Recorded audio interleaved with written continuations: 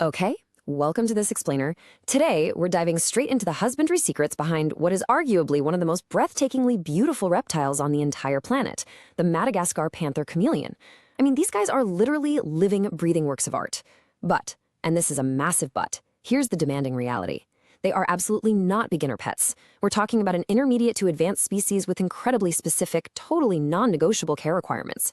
Get it right? Immensely rewarding. Get it wrong? Well, the consequences are incredibly severe. So let's just dive right into this by looking at a totally dramatic biological difference between the sexes. Because male and female panther chameleons, they are on completely different life tracks. The males, they grow much larger, up to 18 inches. They boast those famous, ridiculously vivid colors, and they can live for 5 to 7 years. Females, on the flip side, are quite a bit smaller and have a dramatically shorter lifespan of just 2 to 3 years. Why? Heavy reproductive stress. So mastering their care parameters is literally a matter of maximizing their naturally short time with us. And that's especially true if you're caring for a female. The first major hurdle you're going to hit in panther chameleon care is housing. And I need to be perfectly crystal clear about this right out of the gate. Screen enclosures are mandatory. Period. You'll often see things like the Repti-Breeze or similar aluminum mesh cages recommended as the industry standard. They absolutely must be entirely mesh. Why? To ensure a constant, totally unrestricted flow of fresh air. Now, think about this for a second. If you walk into any standard pet store, almost every reptile you see is hanging out in a glass terrarium, right? So it's a completely natural assumption to think, hey, my new panther chameleon would thrive in one of those too, right? Nope. Absolutely wrong. In fact, a standard glass tank is literally one of the most dangerous things you can put them in. And here's exactly why. Glass traps stagnant air. Ground-dwelling reptiles, sure, they might actually appreciate that trapped heat and humidity, but a panther chameleon's highly sensitive respiratory system requires constant air turnover. Without that fresh breeze pulling through the mesh we just talked about, that stagnant, humid air builds up and causes fatal respiratory infections incredibly quickly. I cannot stress this enough. It is an absolute death sentence for this species. So, okay, we know we need mesh, but how big are we talking? Well, 24 by 24 by 48 inches is the absolute bare minimum size for an adult male. Notice that the really crucial dimension here is that towering 48-inch height. See, panther chameleons are arboreal, which means they live up in the trees. Height is their #1 priority, so you absolutely must provide a towering enclosure for them to climb. Now, females can be kept in a slightly smaller 18 by 18 by 36-inch enclosure, but honestly, bigger is always, always better. Next up is how we actually set up that massive screen cage. Here are your non-negotiable rules. First off, place the enclosure strictly above eye level. Chameleons are prey animals out in the wild. They only feel secure when they can look down on you. If you're looming over them, they're gonna panic. Second, never, and I mean never, house two chameleons together. They are strictly solitary and fiercely territorial. Cohabitation just causes chronic severe stress. And finally, pack that vertical space with live plants. Think pothos, ficus, or hibiscus. They need horizontal branches at multiple heights, because actually they'll spend exactly 0 time on the floor of the cage. Next, we have to literally recreate the climate of Madagascar right in your living room. You're going to need to maintain a highly specific temperature gradient. You'll use a 50 to 60 watt basking bulb to create a really tight 85 to 90 degree basking spot right at the top of the enclosure. The rest of the cage, that should cruise at a comfortable 72 to 80 degrees, dipping down to around 68 to 72 at the cool end. That way, the chameleon can regulate its own body heat. Oh, and don't miss the nighttime drop down to 60 to 70 degrees. It's highly beneficial and it exactly mimics their natural environment. But hear this warning clearly. You have a hard ceiling here. Never let that top basking branch exceed 95 degrees Fahrenheit. Panther chameleons can and absolutely will suffer from fatal overheating if their enclosure turns into a little oven. You always want to use a reliable digital thermometer to verify that top branch. Let's pivot over to hydration, because here's another super common yet wildly dangerous pet care assumption. If you put a bowl of fresh, clean water at the bottom of the enclosure, will your panther chameleon trot down and drink from it? The answer is a resounding no. There is no way. They don't even recognize standing water as something they can actually consume. They would literally sit right next to a full bowl and dehydrate. So how in the world do we build a proper hydration system? Well, it requires some mechanical intervention. Step 1.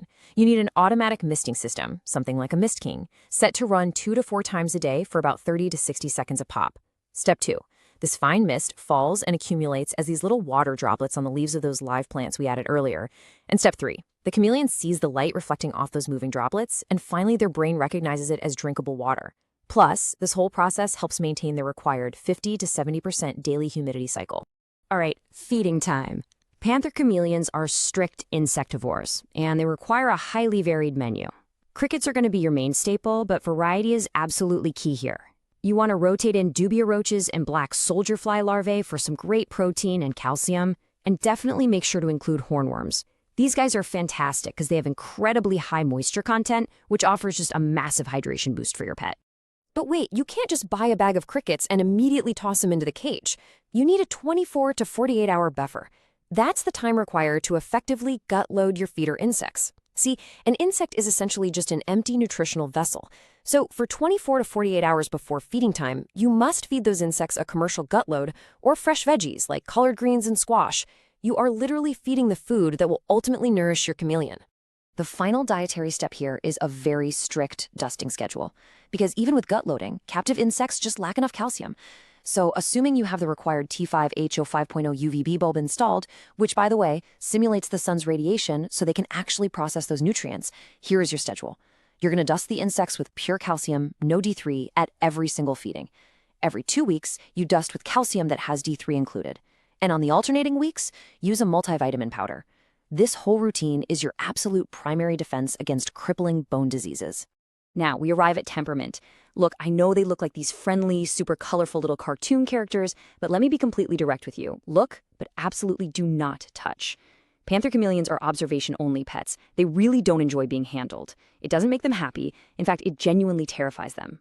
Sure, minimal handling for necessary vet checks is unavoidable, but recreational handling, that should just be totally off the table.